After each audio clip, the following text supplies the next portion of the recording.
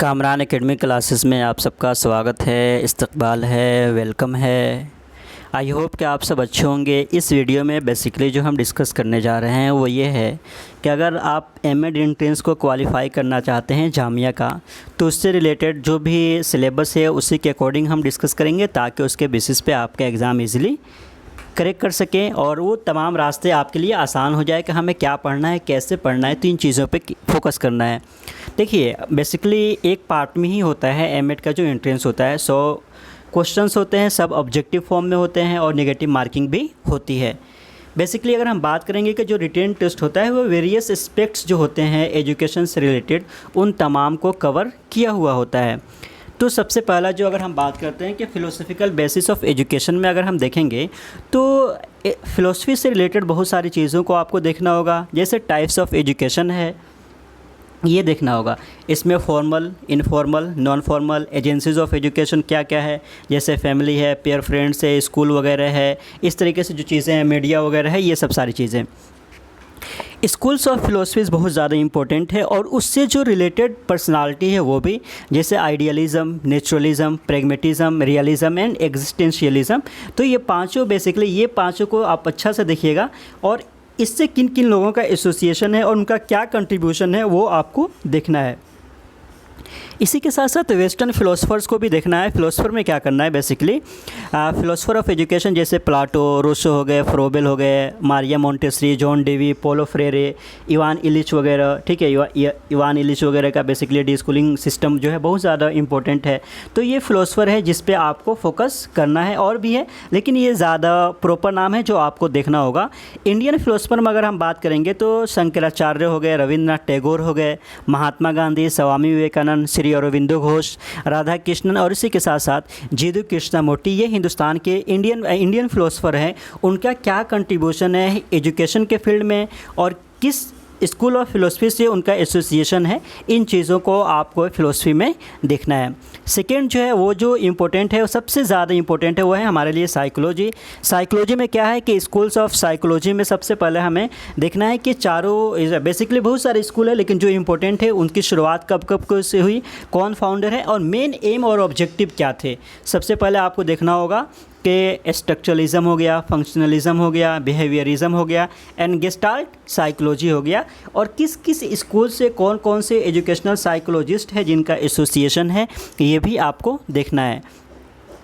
Growth and development को देखना है हर पर्सपेक्टिव से। एस्पेक्ट्स ऑफ डेवलपमेंट या इसी के साथ साथ जो डेवलपमेंट स्टेजेस है उसको देखना होगा। उसमें आपको फिज़िकल है, मोरल, मोटर, सोशल, ये सारी चीज़ें देखनी होगा।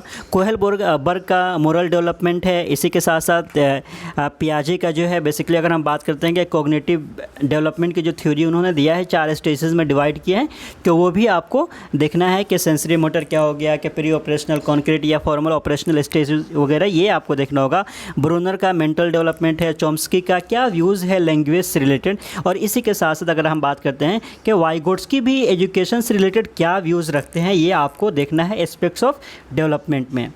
Stages of development is also important, ठीक है। इसी के साथ साथ और अगर हम बात करते हैं कि इंडिविजुअल डिफरेंसेस जो है हर इंसान में, हर बच्चा जो पढ़ता है उसमें बहुत अलग अलग तरह के विभिन्न प्रकार के जो है हमें असमानताएं मिलेंगी, तो उन तमाम चीज़ों को देखना होगा। इंटेलिजेंस में देखना होगा कि जितने भी मल्टी फैक्टर है, 2 फैक्टर है, यूनिफैक्टर है, मल्टीपल इंटेलिजेंस है, गार्डनर वगैरह का किसने दिया और क्या क्या किन किन चीज़ों को, किन किन एस्पेक्ट को उन लोगों ने इंटेलिजेंस में लिया है, ये देखनी है।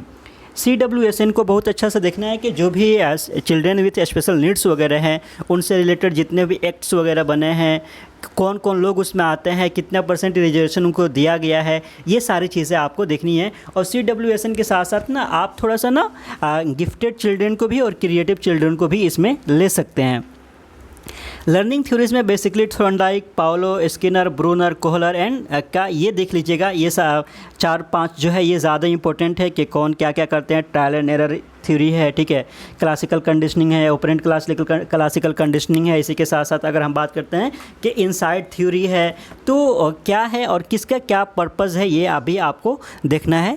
उसके बाद से अगर हम बात करते हैं कि provisions in constitution related to education, ये भी इम्पोर्टेंट है। इसमें क्या करना होगा कि एजुकेशन से रिलेटेड जितने भी आर्टिकल्स हैं हिंदुस्तान के आइन में, ठीक है। इसी के साथ साथ जितने भी अमेंडमेंट्स जो एजुकेशन से डायरेक्टेड लिंक है कहीं ना कहीं, वो भी आपको देखना होगा बहुत अच्छा से।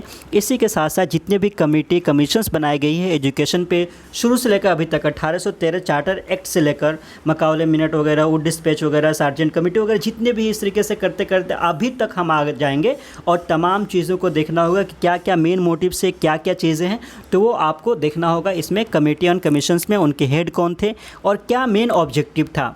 जितने भी NEP हैं, न्यू एजुकेशन पॉलिसी, जो भी जब भी फ्रेम हुआ है उसको देखना है। NCF को अभी तक 4 मरतबा बनाया गया है, वो नेशनल करिकुलम फ्रेमवर्क को भी देखना है। NEP 2020 पे बहुत ज़्यादा फोकस करना है आपको, ठीक है। क्या क्या मेन चीज़ें हैं वो आपको देखना होगा NEP में। इसी के साथ साथ जितने भी एजुकेशनल इंस्टीट्यूशंस है वहाँ पे भी, एजुकेशनल इंस्टीट्यूशंस में बेसिकली अगर हम बात करेंगे, जैसे UGC है, NCT है, डाइट है, ISC वगैरह हो गया, ठीक है। इस तरीके से CBSE है, NCERT है, CIT वगैरह हो गया, तो इस तरीके से जो चीज़ें हैं वो आपको एजुकेशनल इंस्टीट्यूशंस को भी देखना है और उन वो किस फील्ड में वर्क करता है और कहाँ पे हेडक्वार्टर है, कौन हेड वगैरह है। इस तरीके से भी हमको लगता है कि ये क्वेश्चंस बहुत इजी होते हैं, लेकिन इस तरीके से भी क्वेश्चंस आते हैं। ICT आपको बहुत ही बढ़िया से देखना होगा।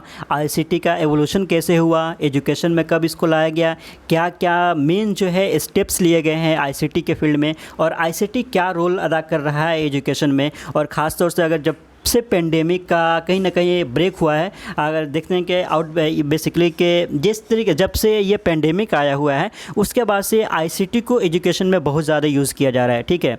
अलग पहले भी किया जाता था लेकिन अब लार्जर लेवल पे किया जा रहा है और सारी चीज़ों को कहीं ना कहीं ICT से लिंक करने की कोशिश की जा रही है। तो यह आपको देखना होगा। MOOC वगैरह है, स्वयं वगैरह हो गया, ठीक है। इसी के साथ साथ अगर हम देखते हैं कि दीक्षा वगैरह है, दीक्षा के साथ साथ अभी CIT ने बहुत सारे इनिशिएटिव लिए हैं, PME विद्या वगैरह है, NEOR वगैरह क्या है, इस तरीके से जो चीज़ें वगैरह हैं उन तमाम चीज़ों पे आपको देखना होगा। और अभी क्या क्या न्यू जो है डेवलपमेंट हुए हैं ICT में एजुकेशन के फील्ड में, वो आपको देखना होगा। और CIT के खासतौर से इनिशिएटिव को देखिएगा, क्योंकि central institute of educational technology का रोल ICT के फील्ड में बहुत ज़्यादा हो जाता है। और वहीं सारे क्यों अगर बोल सकते हैं कि वो थिंक टैंक है गवर्नमेंट बॉडी का, कि क्या करना है, कैसे करना है, तो वो आप वहाँ से देख लीजिएगा। ICT का खासतौर से CIT का वेब साइट पे भी जाके वहाँ से सारी चीज़ें आप देख सकते हैं, समझ सकते हैं।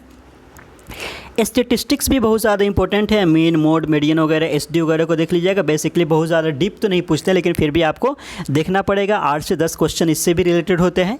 टीचिंग एप्टीट्यूड का रोल बहुत ज़्यादा इंपॉर्टेंट है। टीचिंग अगर आपने BEd किया है तो टीचिंग एप्टीट्यूड को आप बहुत अच्छे से डील कर लेंगे। और उसी के साथ साथ एक और जो चीज़ इंपॉर्टेंट है वह है करंट अफेयर्स। और करंट अफेयर्स भी हमें तो सब देखना है, लेकिन ख़ासतौर से जो करंट अफेयर्स एजुकेशन से जो रिलेटेड है ना, उन करंट अफेयर्स के ऊपर आपको ज़्यादा फोकस करना पड़ेगा।